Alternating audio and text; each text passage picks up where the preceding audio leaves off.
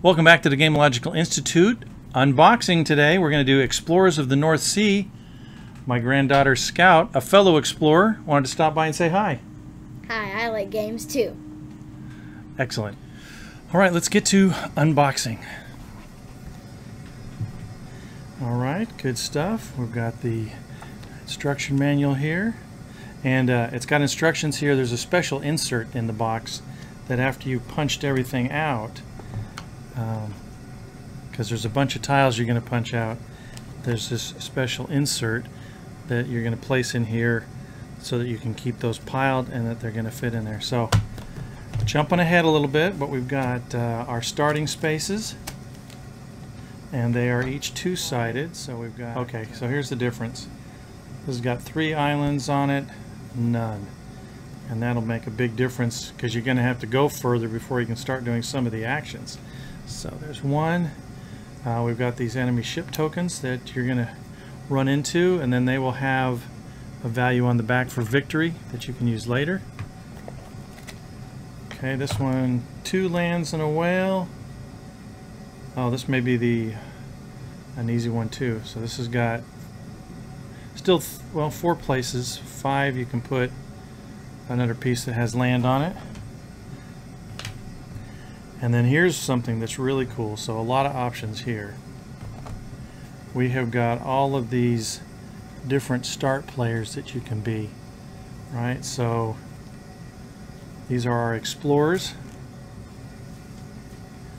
Let's see, we have got the archer, the cartographer, the huntsman, and of course you recognize the art from a lot of the games. Now, to be honest, right, so Explorers of the North Sea came out quite a while ago, and I'm finally getting around to being able to play mine, get it off the shelf.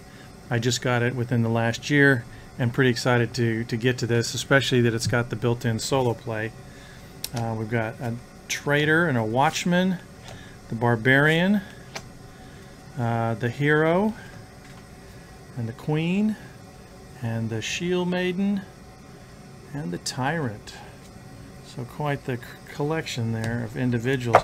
So that's a wide range to play from, and then they each have some alternate options that they have on there. All right, so here's something that is just really too fun, right? And one of the things that really drew me to the game, of course, was we've got these great little ships, right? And as you set these up, you can stand your Vikings in the ships. So let's set these guys over here, traveling around the board. What have we got in our bag here? All right, so here we've got all the Vikings.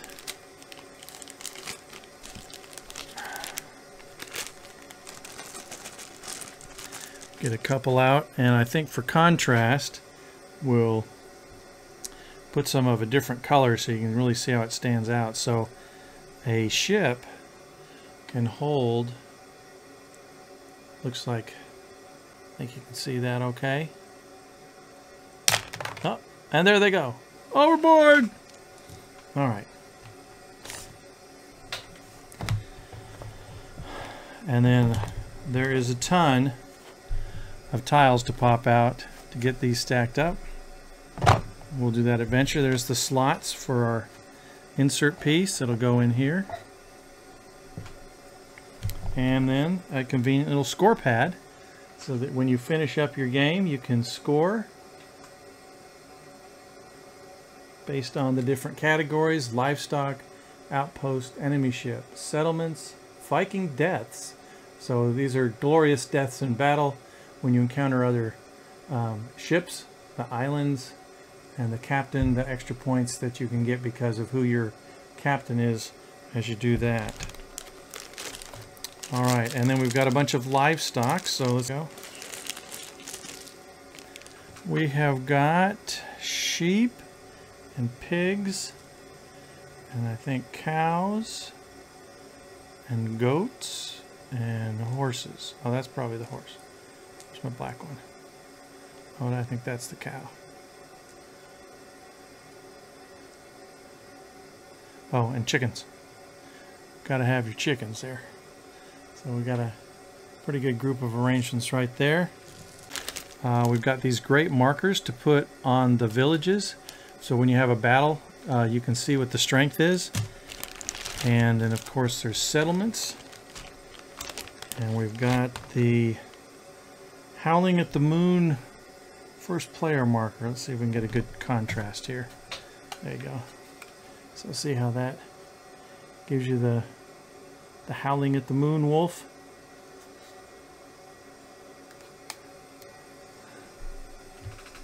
Take a look at our little houses. So there's our settlements, and they are it's the same style for each, but just the different colors.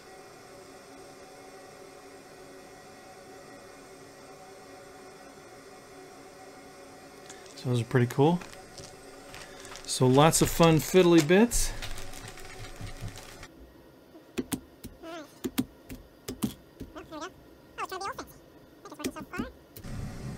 Alright, last one. So that is a bunch of tiles. I put the insert in, and you can see that this takes care of keeping your pieces from moving all around. Now I kept 3 out. I wanted to take a closer look at these. So you can see on this one that there's a ship right here, and when this tile gets played, you're going to put one of these ship markers on there when it's in there, and then when your Viking ship moves here, you will do battle on the amount you get. So you can see it's 50-50, at least until you've done enough ships, because you can see on these, alright, so on each of these you lose 1 Viking doing battle with the ship, and on these you don't lose any. So it's an interesting mix for final scoring. Here, I'll take a look here. So those are our special powers. Right, so if you've got 1 dead Viking, it's 1 point. If you've got 2, it's 4. If you got 3, it's 9. So dead Vikings go up as squares. But then, let's see, on the previous ones, so animals you do by sets to get points for those, and then your settlements is 2, and then 2 plus 3, and then 2 plus 3 plus 4. So it's kind of a factorial as you build, you know, 2, 3, 4. Each successive house is worth that value, and it adds up. So there's a lot of different ways that the scoring is going on in this game, and it's pretty good. So let's finish getting everything in the box.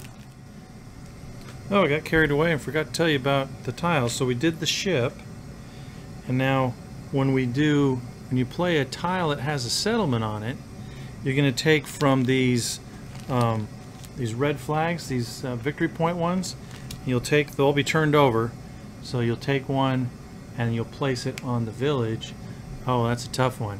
So I've got to have 5 Vikings. I got to have 5 Viking strength at that location if I'm going to take that village. And then when you encounter a tile that's got the livestock on it, right, so that's pigs. You can see those pigs on there.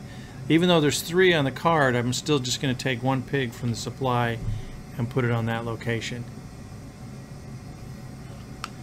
And so as you play from the start, you're going to have to take a tile from your hand, and you've got to play it in a way that water and land match correctly, right? So that is not a good play because it just doesn't, the water and the land aren't matching up.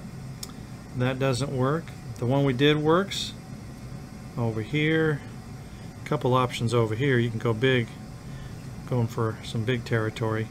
If you're trying to complete islands as you explore, you get points for controlling islands and having your settlements on the islands. So there's a lot going on. A fun game, and we'll finish getting it boxed up here.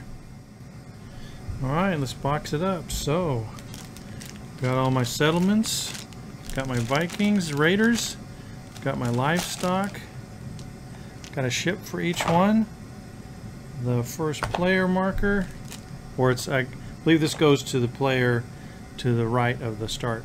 That lets you know it's you're running out of tiles. The game is wrapping up. Got our ship tokens, our settlements for battles. We have got our captain cards. We've got our starting boards.